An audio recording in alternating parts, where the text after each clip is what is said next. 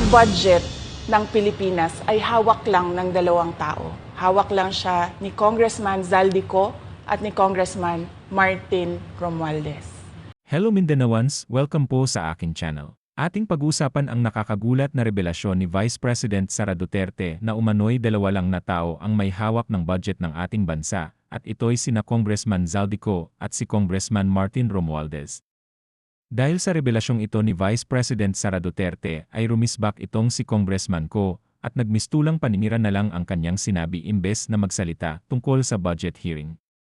Nakakadismaya dahil pati chairman na si Kimbo ay pinayagan naman niya ito na magsalita na wala sa hulog ang sinasabi. Magandang araw po sa ating lahat. Nakita po natin kahapon ang part 1 ng video message ni Vice President Sara Duterte kung saan nililihis na naman niya ang mga issue. Talaga pong tatak Duterte na yata ang pambubudol.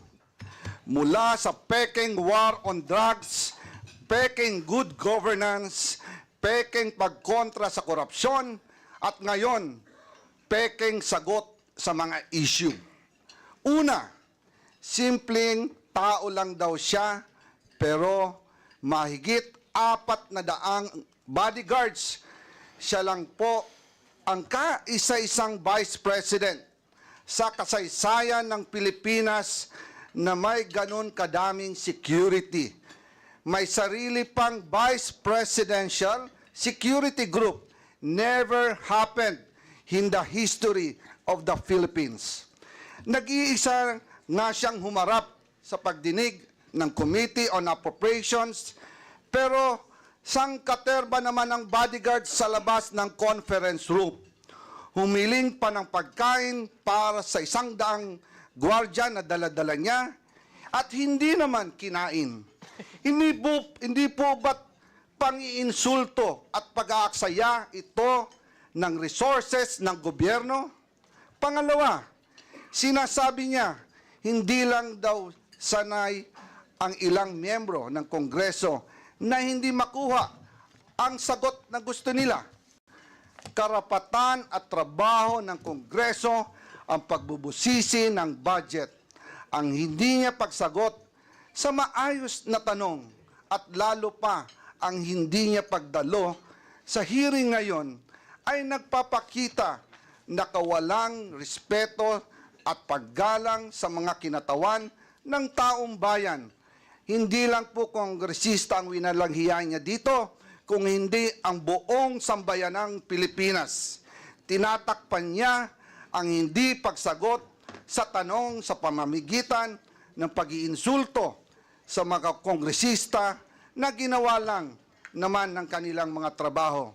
Gusto nila ang interbranch courtesy, pero siya mismo walang kortesiya sa Kongreso. Pangatlo, malinaw na pambubudol o panlilinlang sa mga Pilipino ang pagsasabi niyang kinikilala niya ang kapangyarihan ng Kongreso sa budget. Malinaw naman sa tao, live sa TV at internet, kung ano ang kanyang asal. Wala siyang sinagot ni isa man lang na tanong ng mga kongresista.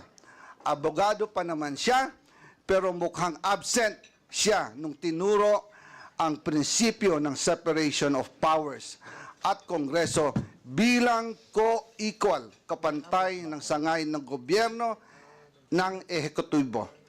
Batay sa ating representative democracy, ang mga kongresista ay binoto bilang kinatawan ng taong bayan. Kaya kapag ang isang kongresista ay nagtatanong sa paggamit ng budget, siya ay nagtatanong hindi lang bilang individual, kundi bilang kinatawan ng Pilipinong bumoto sa kanya. Demokrasya at hindi po tayo monarkiya. Wala tayong hari at reyna. Sunset na po ang dating administrasyon. Kaya wala pong karapatan ang ating mga halal na opisyal na umastang, parang masasakupan niya lang ang mga kinatawang ng taong bayan. Pang-apat, paulit-ulit niyang sinasabi, I will defer to the wisdom of Congress. Pero hindi naman po to totoo. Kasi kung totoo ito, sasagutin niya mga tanong ng mga mambabatas, lalo na sa issue ng confidential funds. Naalala ko last year, kinausap namin si BP Sara at ang kanyang mga trusted aides tungkol sa 2024 budget. Sinabi niya noong, ituloy niyo yan, meaning yung confidential funds, dahil kaya niya daw ito i-justify. Mabuti na lang at hindi namin itinuloy. Kung hindi, magsisisi kami dahil ang pondo ng taong bayan ang pinag-uusapan dito at tandaan, COA at hindi Kongreso ang nagsasabing mali ang paggamit ng 73 million sa 125 million confidential funds na ginamit lang sa loob ng 11 days. Talo pa po dito ang pondo ng Napoles Fund na gamit ng 60 days. Ito po, 11 days lang. And ngayon, bibigyan pa ba natin siya ng 2 billion na panggagastos daw sa mahihirap? Ibigay po natin to sa tamang ahensya. Huwag po nating ayahan na waldasin na naman ang kahit pisong sintimo na dapat natin bantayan. Politika daw ang dahilan ng umano'y panggigipit sa kanya ng Kongreso. Nanunood kaya siya ng budget hearings?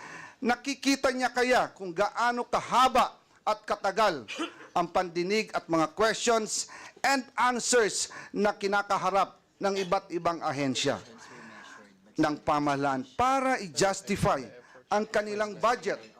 Why should the OBP be any different? Especially napakagaling magwaldas, maglakwatsa, at mangurakot. Malinaw, diversionary tactic ang video message ni BP Sara. Tulad ng tatay niya, gusto niyang ilihis ang usapin sa tunay ng isyong kinakaharap niya. Ayaw niya kasing magpaliwanag. 125 million confidential funds spent in 11 days at nagsabi mismo ang COA na mali ang paggastos nito. Kung bakit kulelat ang mga batang Pilipino sa math and science sa ilalim ng panunungkulan niya bilang DepEd Secretary. Kung bakit sirang gatas, may insekto at inaamag na Nutriban ang pinamimigay sa mga mag-aaral. Kung bakit malala ang korupsyon sa DepEd at palpak ang kanyang panunungkulan dahil tamad at hindi siya pumapasok kahit minsan sa Department of Education. At higit sa lahat, kung bakit sa gitna ng lahat na kapalpakan at katiwalian, ito ay dapat siyang pagkatiwalaan pa ng 2 billion sa 2025. Briefing suspended.